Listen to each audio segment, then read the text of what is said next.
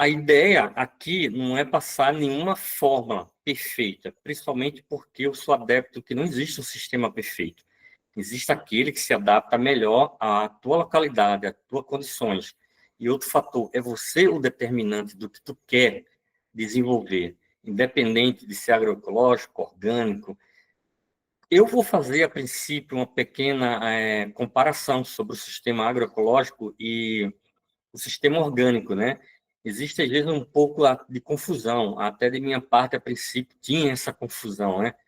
Porque o orgânico é um produto, a agroecológica é um sistema, então já começa por aí.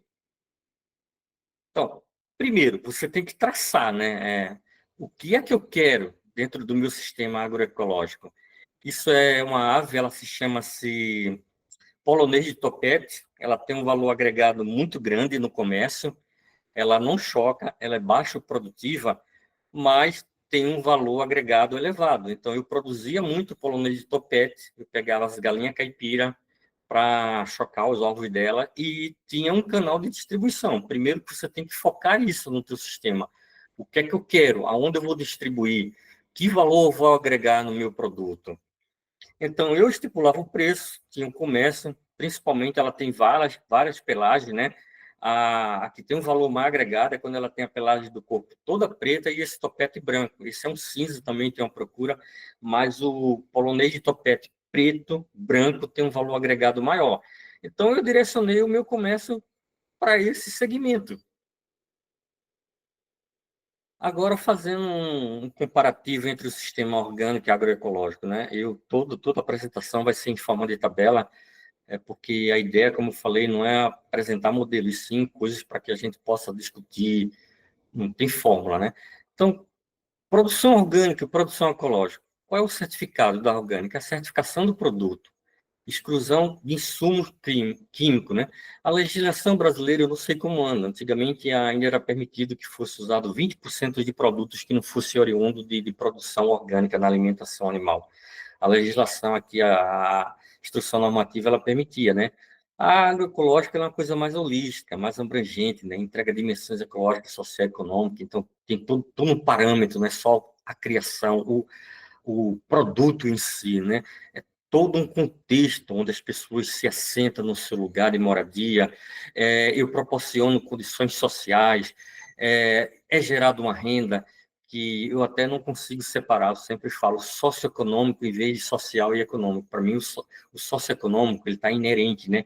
Não adianta eu morar numa capital e estar desempregado. Então, eu posso morar no interior, eu posso produzir um determinado animal que me gere uma renda e me gere uma qualidade de vida.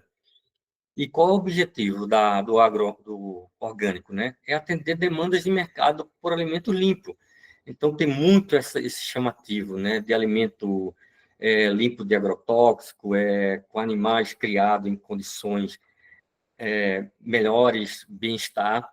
Já o objetivo da agroecologia é o quê? Transformar sistemas alimentares via justiça social, né? O que eu falei, a justiça social, equidade, para que as pessoas possam não ter o exodo, né? Não sair do seu local de trabalho, ir para a cidade urbana, encher cada vez mais a área urbana, né? Outra coisa, a autonomia camponesa, né? E a resiliência ecológica, né? Isso é uma definição do Coparal desde 2019, né? As bases técnicas para isso, né? O orgânico, ele é regido por norma rígida, principalmente pela Instrução Normativa 17 de 2014, né?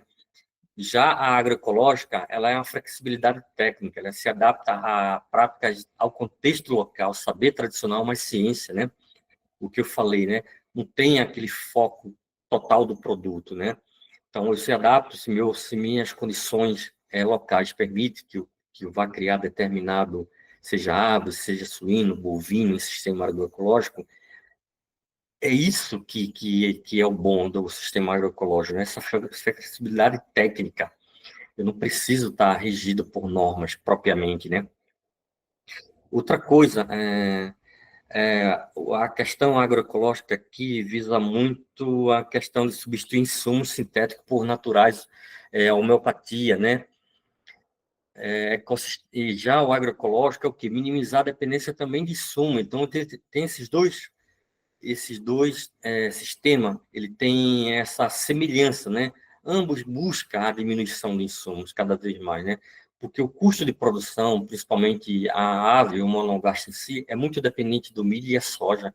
Então, são duas commodities que é gerado muito pela cotação do dólar, né? Então, hoje está um preço, amanhã pode amanhecer outro, e acaba, né? O animal é diferente, né? O ruminante se solta no pasto, ele pode não engordar, mas ele sobrevive. A ave não, é dependente total, né? Então, esses dois têm essa coisa em comum, minimizar a dependência de insumos.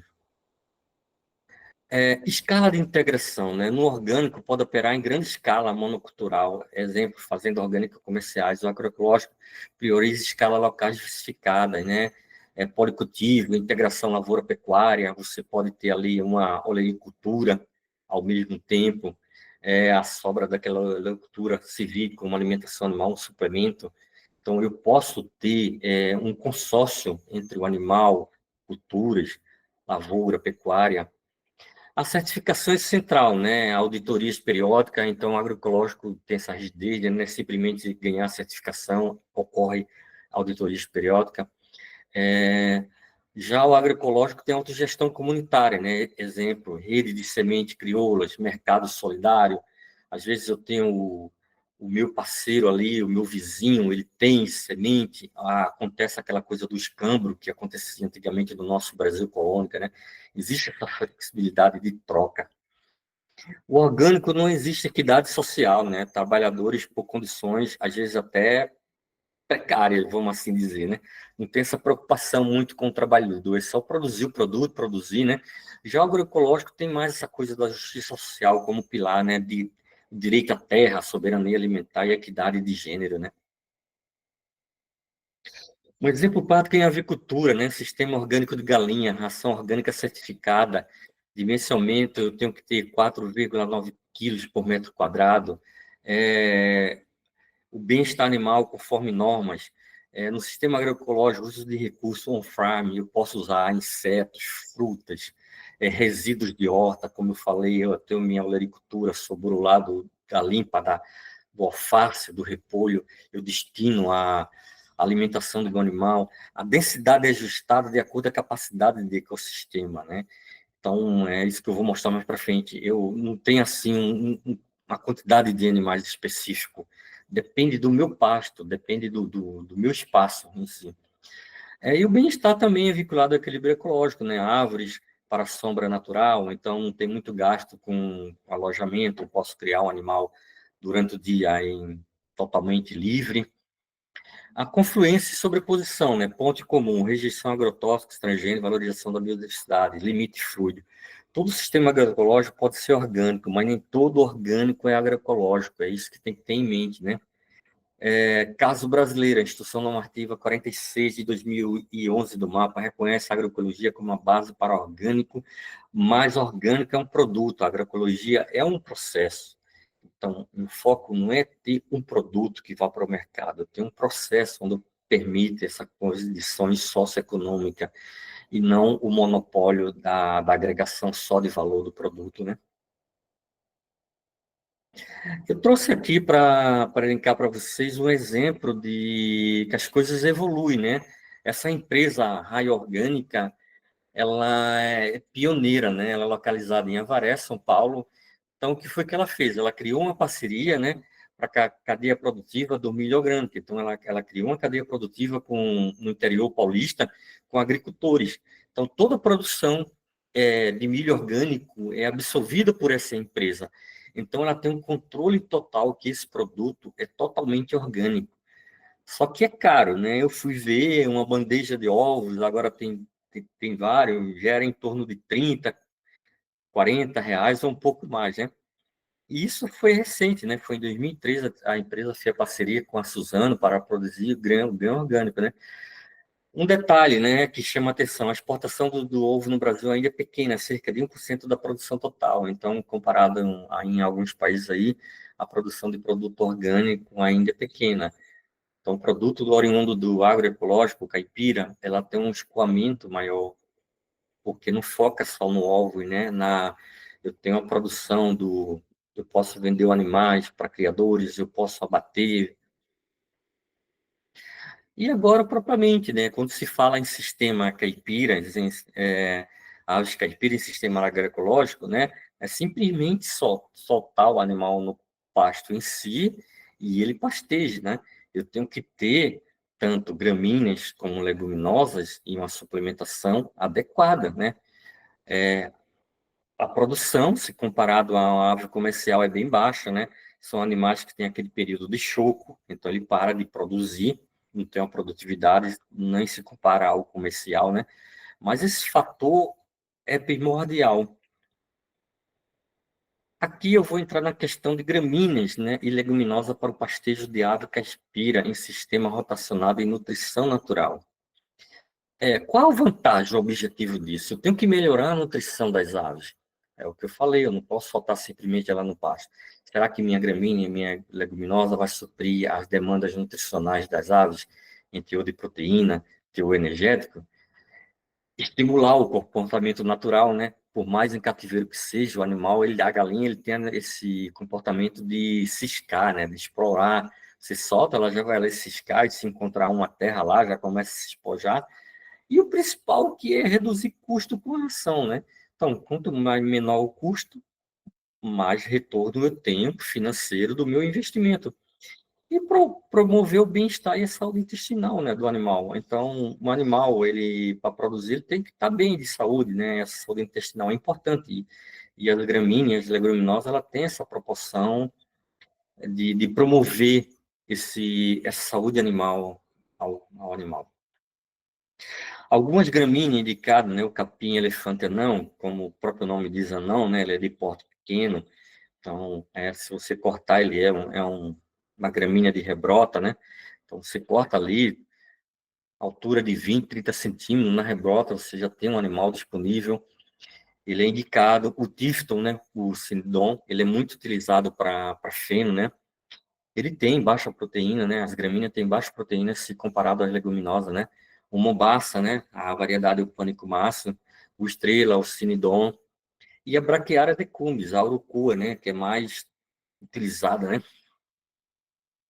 E das leguminosas recomendadas é o feijão guandu. O feijão guandu, ele tem uma característica é, primordial porque as vagens podem ser consumidas in natura para o animal, então não preciso de um processamento.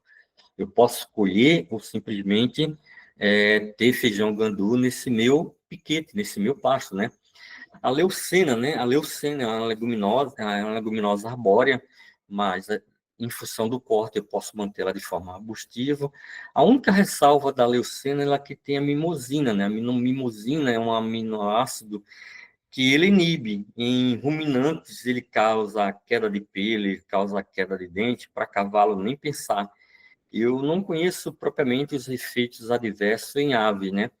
Mas se recomenda uma utilização de 30% da alimentação só com leucina em função da mimosina. A mimosina ela é especificamente encontrada mais na leucena do que outra leguminosa. O estilosante Campo Grande, né, é um produto aí da Embrapa, muito utilizado no cerrado, né? Condições.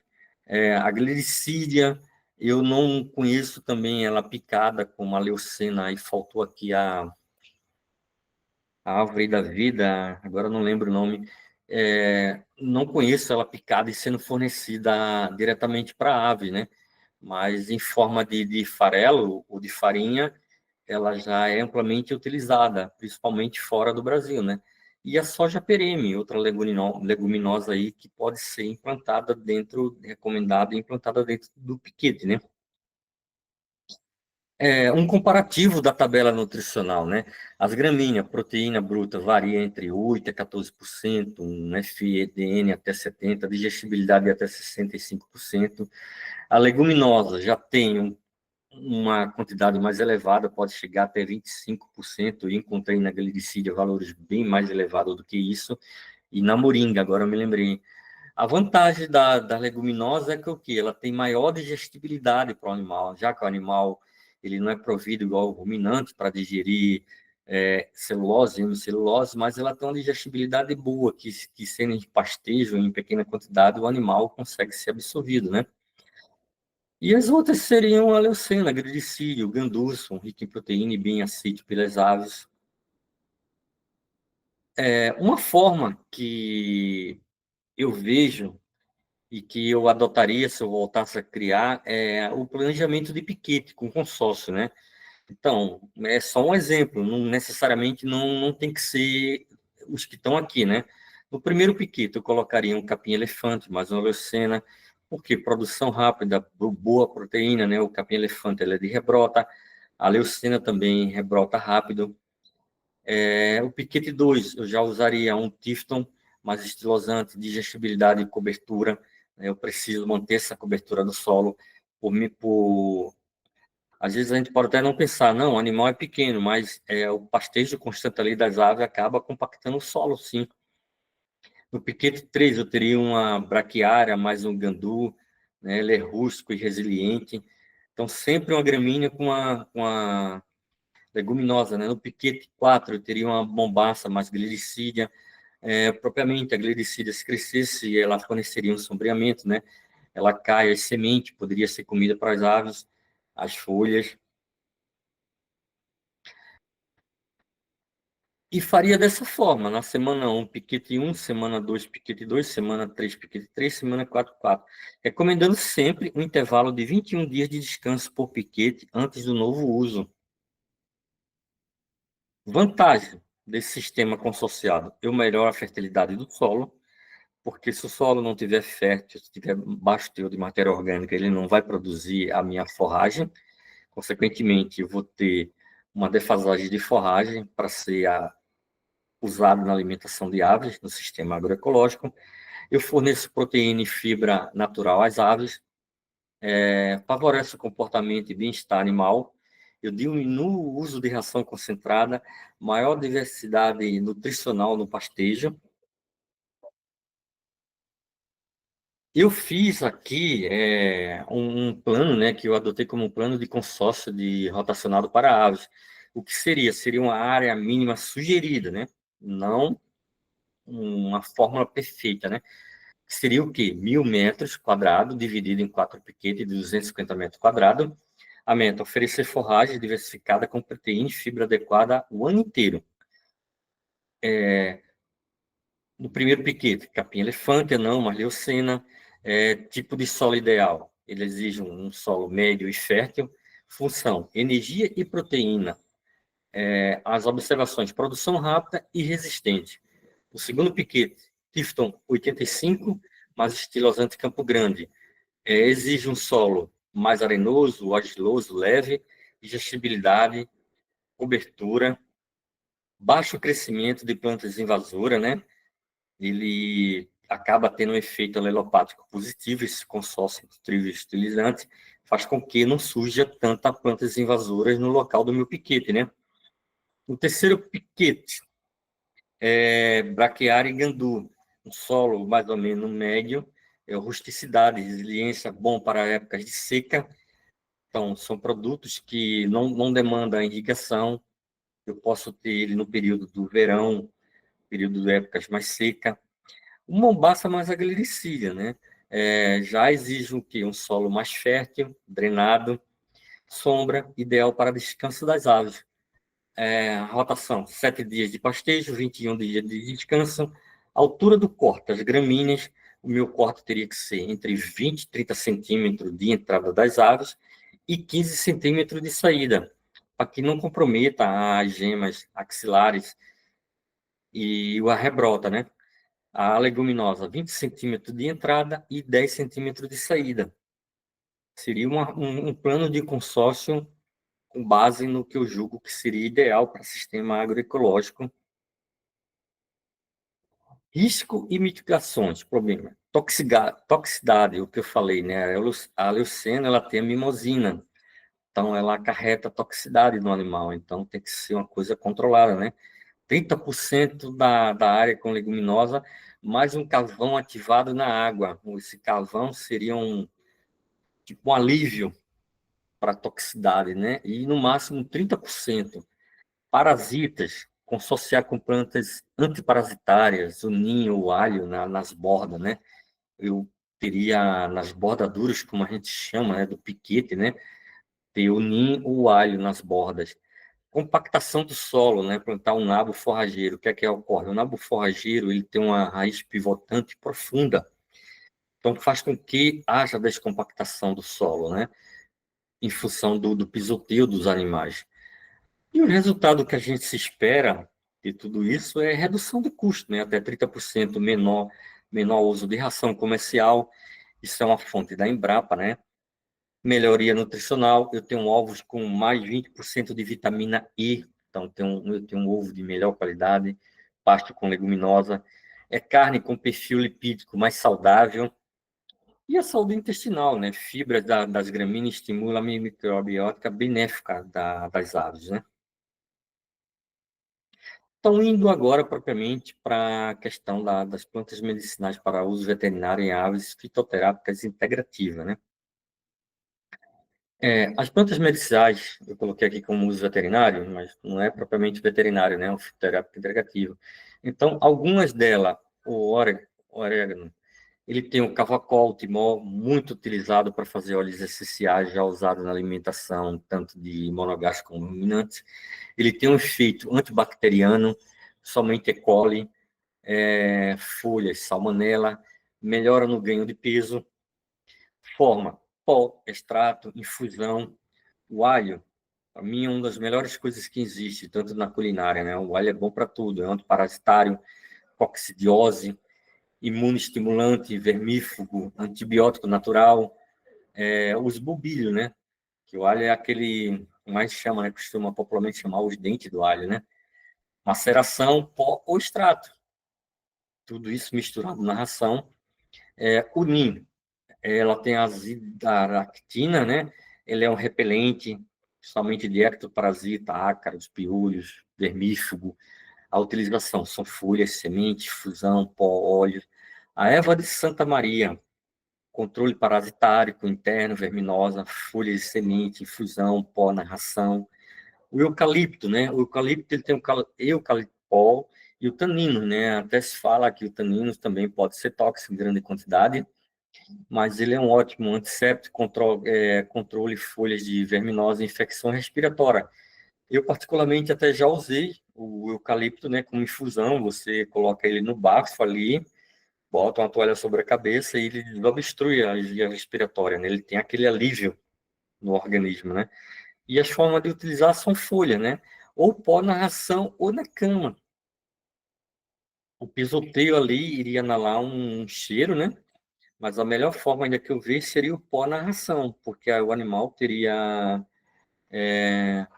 um consumo mais eficiente em forma de pó. Alternária brasiliana, né? Flavonoide, taninos, ela é terramicina natural, ela tem indicação para infecções respiratórias também. O uso é folhas, infusão, pó. Plantas com ações digestivas, respiratórias, cicatrizante e adstringente, que seriam o quê? O alecrim, né?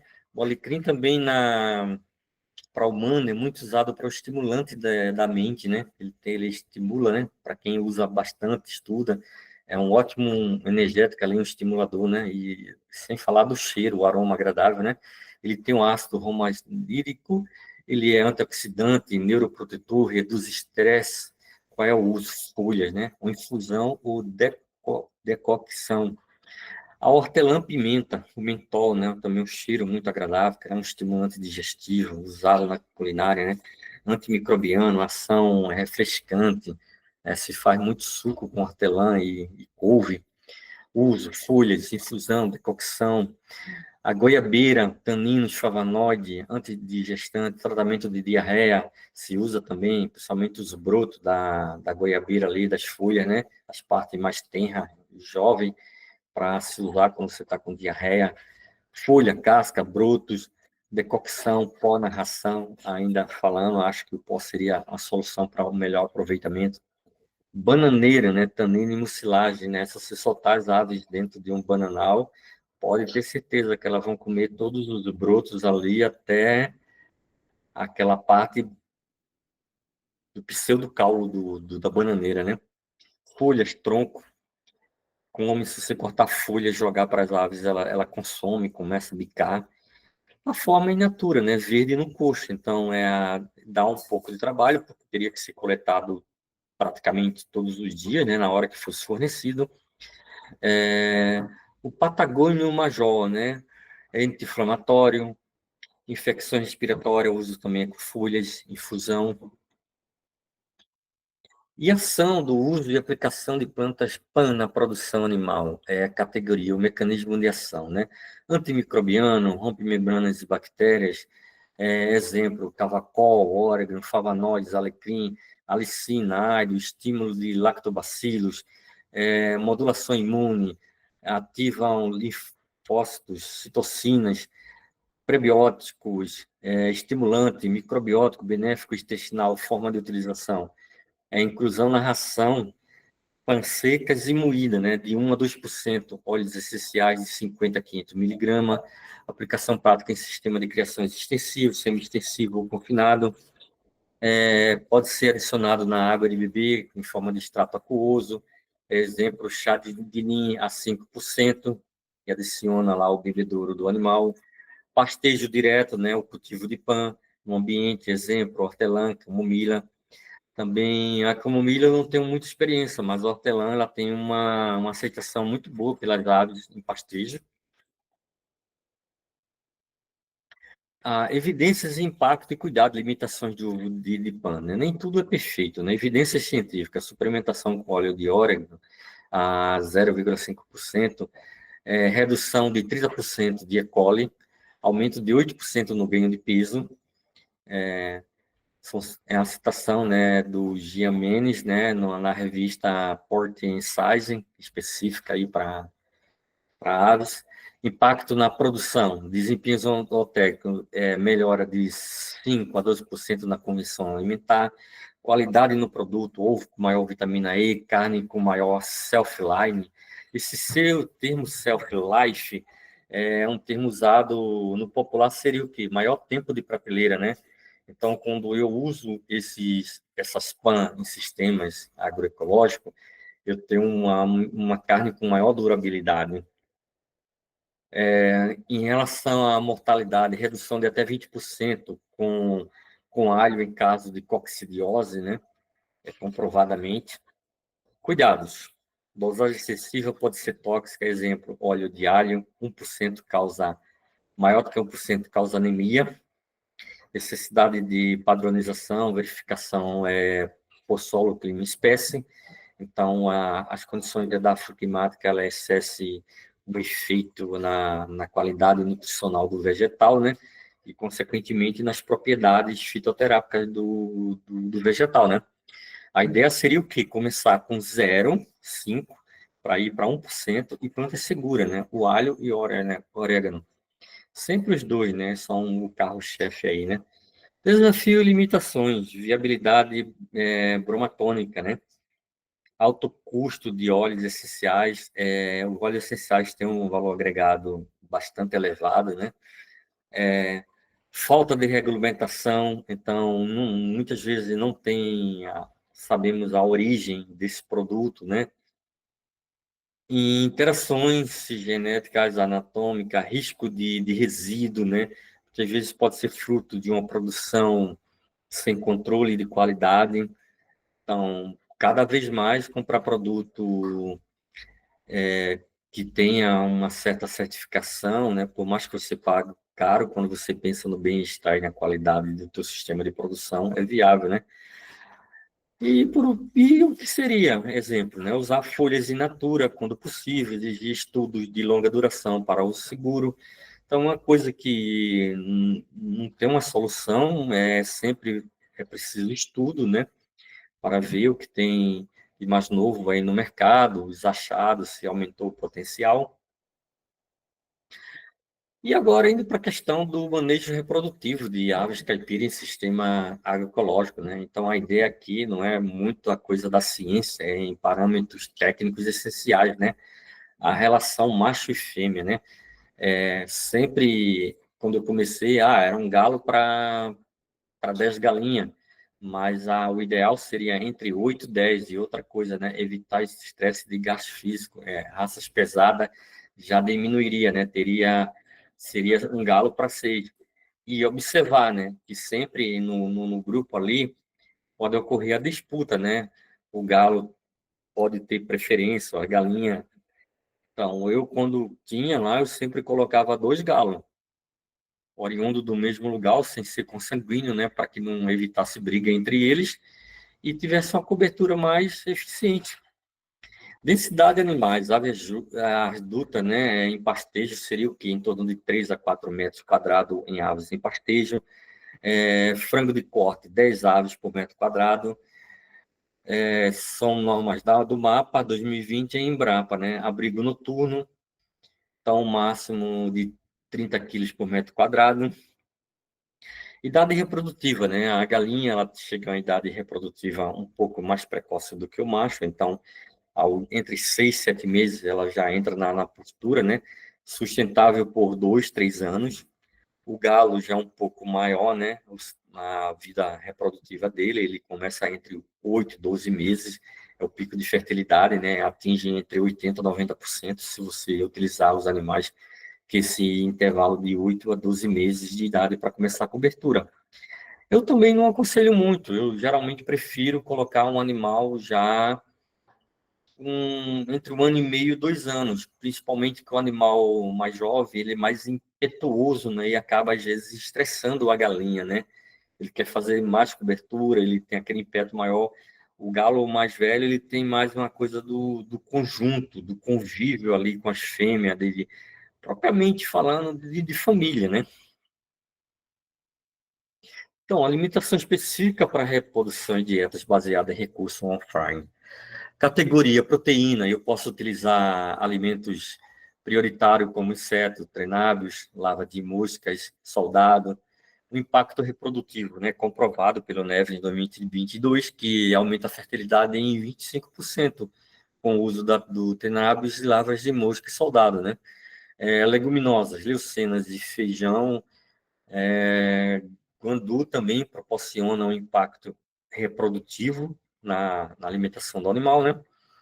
Pelo maior teor de proteína, vitaminas e minerais, plantas não convencionais, ora pronobis, né, o popularmente conhecido como bife de pobre, né, muito aí difundida aí no começo aí em Minas Gerais, e farinha de ostras ou ossos, né, reduz mortalidade embrionária em 15%, vou ter gasto, vou, mas eu não vou perder com animais.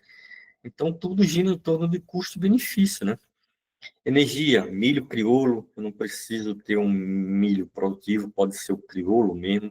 Mandioca, né? Depois do preparo lá da farinha, a sobra da mandioca, aquela parte das extremidades pode ser cortada e jogar in natura. Batata doce também, você corta o animal, ele consegue consumir ali sem precisar muito de processamento, né? O impacto, ele mantém um índice de postura maior de que 80% de ovos ano ave, né? Ele tem esse impacto com o uso desses produtos na postura, né? Dieta diversificada em SAF supera de 60% a 80% das necessidades nutricionais, reduzindo o custo. Isso é uma afirmação da FAO de 2022. Indicadores de eficiência reprodutiva, métrica, variedade em pastejos brasileiros, né? Eu foquei mais na nossa realidade aqui do Brasil, né? Taxa de inclusão, a meta agroecológica é 70% a 85% de inclusão desses ovos. O sistema convencional é um pouco maior, se utiliza mais chocadeira, né? Tem um controle, então tudo que tem um controle, eu tenho uma maior eficiência, né? Fertilidade dos ovos, a meta agroecológica não é é o que se almeja, que seja entre 80% a 88%. O convencional já supera, né? Chega a 95%. Sobrevivência de um pinto de uma semana, né? É um período crucial na vida dos pintos, né? A meta é que 90% desses pintos supera essa primeira semana e chegue à fase adulta, né? O convencional é 95%. Causas de diferença, uso limitado de incubadoras artificiais e maior exposição a predadores. No sistema agroecológico, né, eu tive muito problema com o gambá, e olha que minha criação era em área urbana. Então, ele, quando visita ali o teu galinheiro e se acostuma, vem quando vem, tem uma ninhada inteira ali. E E praticamente, se você não controlar, infelizmente, acabava matando, né? Análise de custo-benefício baseada em dados brasileiros, né? Eu não consigo conceber nenhum tipo de sistema, nem forma de comércio que não seja levado em conta custo-benefício, né? O custo de produção de frango por quilo em sistema agroecológico custa 12,80 centavos. O convencional é um pouco mais baixo, o custo é de 8,20. O preço de venda, né? Aí eu tenho um valor bem maior, né? Eu tenho um valor de R$ 24, ovo, R$ 1,80 a unidade. A universidade estadual a qual eu fiz o doutorado, eles, como não tem esse foco muito no enriquecimento, eles vendem uma bandeja de ovo caipira a R$ 20. O sistema convencional, né, a margem de lucro é menor. Minha margem de lucro no sistema agroecológico é maior, eu tenho 46 quanto 41%, né?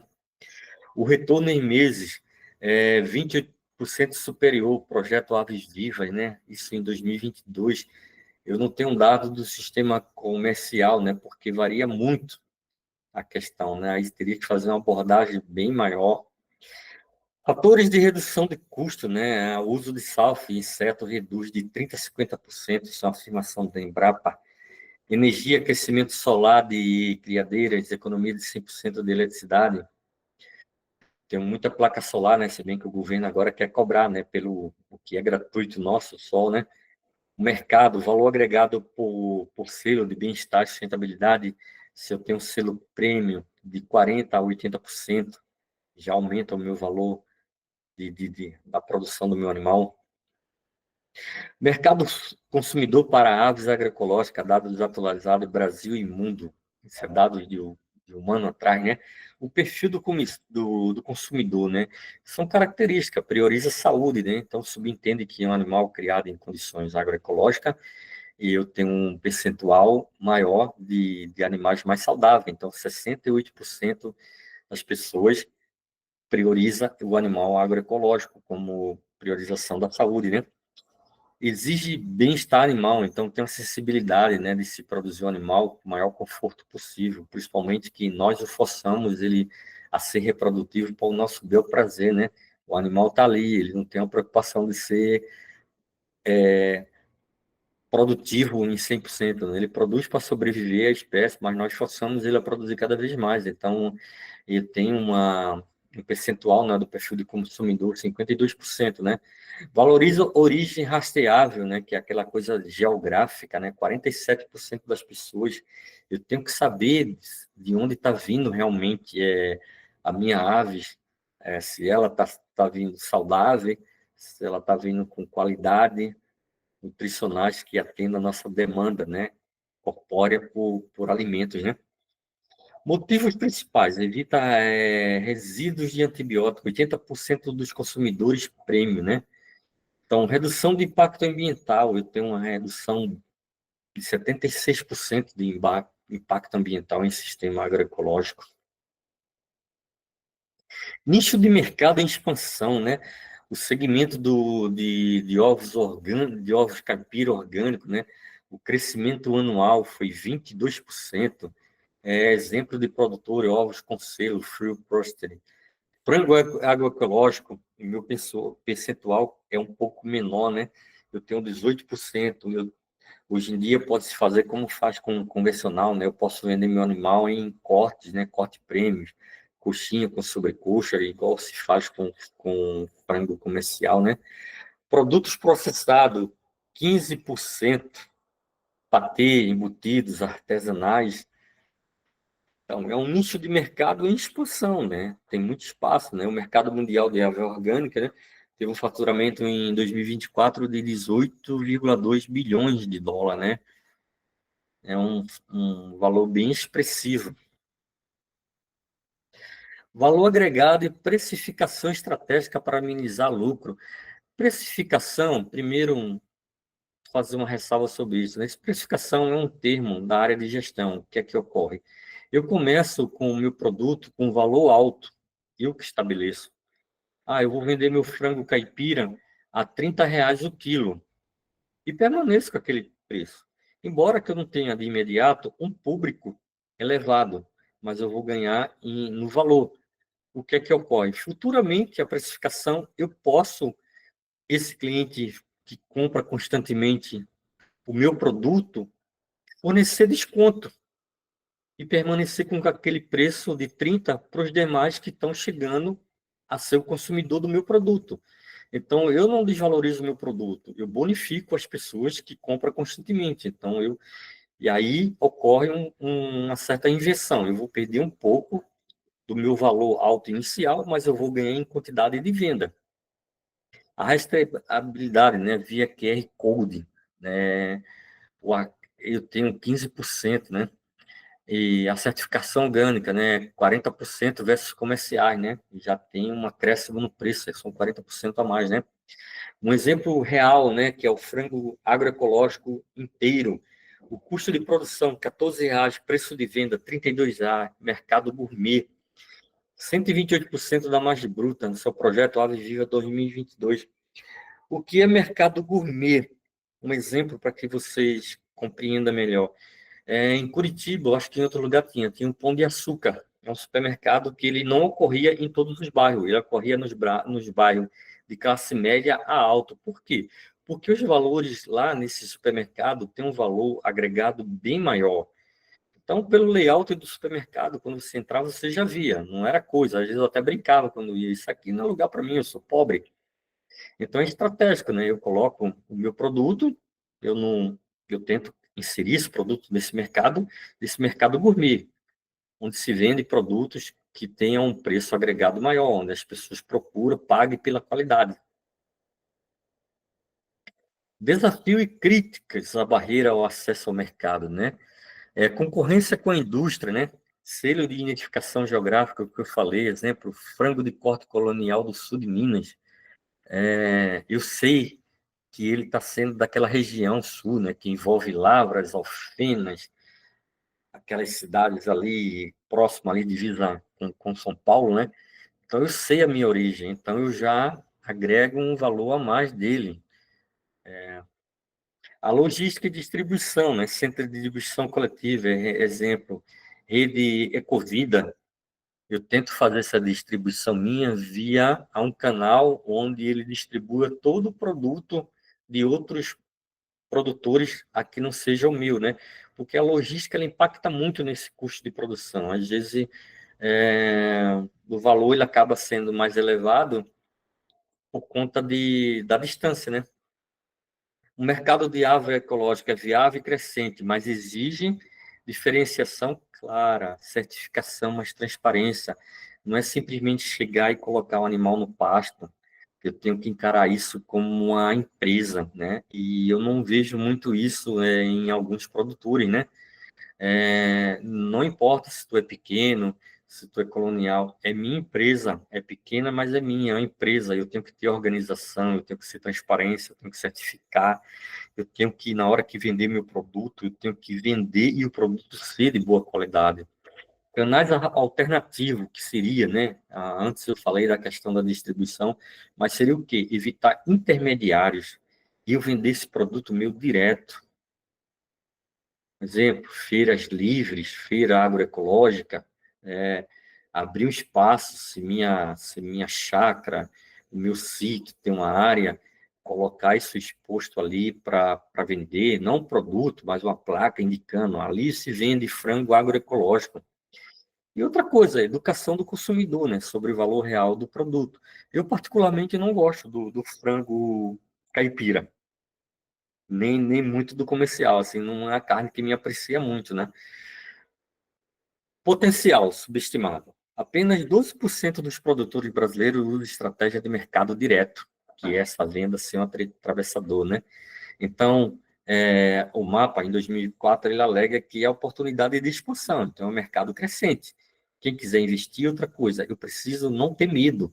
Eu não tenho que me preocupar se eu vou vender. Eu primeiro eu tenho que me preocupar em criar e ter um animal de qualidade para vender. E não antes já pensar no lucro. Ah, não vai dar certo. Não existe. Tem que ser ousado, tem que ser empreendedor. E muito obrigado pela atenção. Aberto aí às discussões, tentei ser uma coisa mais breve, mais técnica do que propriamente científica. E obrigado. Nós que agradecemos, parabéns pela palestra, colega. Muito obrigada por estar aqui conosco. Vou deixar aberto, então, para o pessoal fazer perguntas, tá bom? Boa noite, professora. Eu tenho uma pergunta a respeito do estilosante Campo Grande. Eu vi na Expo Caribe do ano passado, tinha um pessoal vendendo produto núcleo, ração e outras coisas. E eu conversei com esse vendedor e conversei sobre a parte do estilosante. Na época, ele nunca tinha ouvido nem falar. E eu ouvi falar exatamente por causa dessa questão do consórcio. No caso do semiárido, o estilosante Campo Grande, eu sei que ela é voltada para o Cerrado, ela foi desenvolvida na Embrapa para o Cerrado. Sim. Mas para o semiárido, tem alguma observação ou só a respeito mesmo do manejo do solo que vai bem? Solo. Um exemplo para que tu compreenda foi o que aconteceu. Eu cultivei a glericídia no interior de São Paulo, em Presidente Prudente. Quando eu levei para o Paraná, e principalmente que ela foi introduzida na Bahia, é planta do Nordeste. Não, ela se desenvolveu melhor lá no Paraná por conta do solo. O solo, matéria orgânica, né? É porque a gente não subentende disso, né? A planta, ela precisa de três coisas: luminosidade, eu tenho que ter matéria orgânica do solo e tem que ter índice pluviométrico, né? Então, se tem essas três coisas, talvez não se desenvolva tanto, né? Eu não acompanho se tem variedades mais específicas, mas eu acredito sim que seja possível esse consórcio em outras áreas. Tá certo. E outra dúvida também sobre o caso do Tifton, porque o Tifton 85, ele é por muda, né?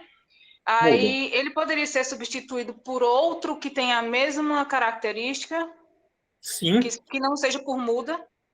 O Tifton, ele tem uma vantagem, ele tem uma melhor procura, inclusive eu tenho essa experiência real, né? Em Viçosa, lá na universidade, ele se usa muito com feno. A vantagem do Tifton é isso, ele tanto serve para pastejo como para fenação. Então, ele acaba sendo um produto que ele tem uma maior utilização e ele suporta condições adversas climáticas, né?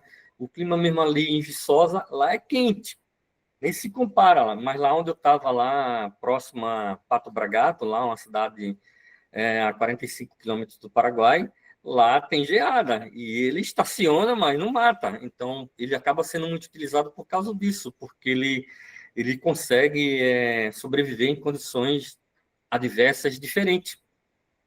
Mas pode sim.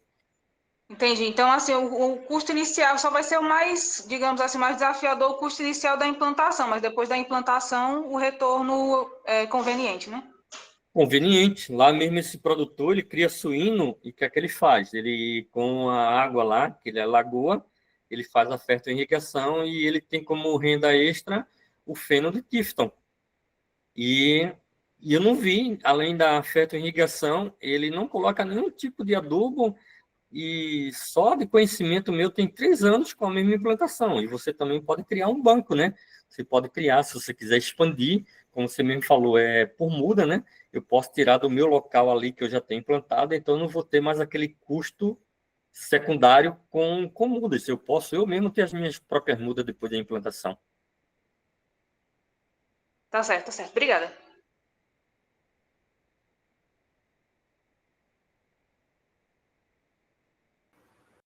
Mais alguém, gente, tem pergunta? Tem alguma no chat?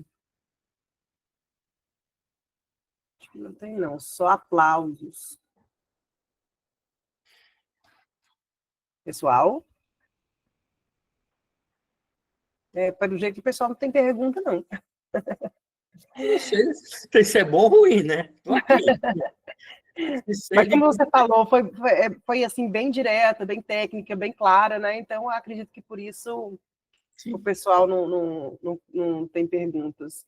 Agora, eu queria aproveitar, Haroldo, que você está aqui conosco. Parece que a internet está meio travando. Eu já preparei, eu já estou até mandando os certificados do pessoal que participou conosco do início até o fim, né? Ou que na maior parte das palestras.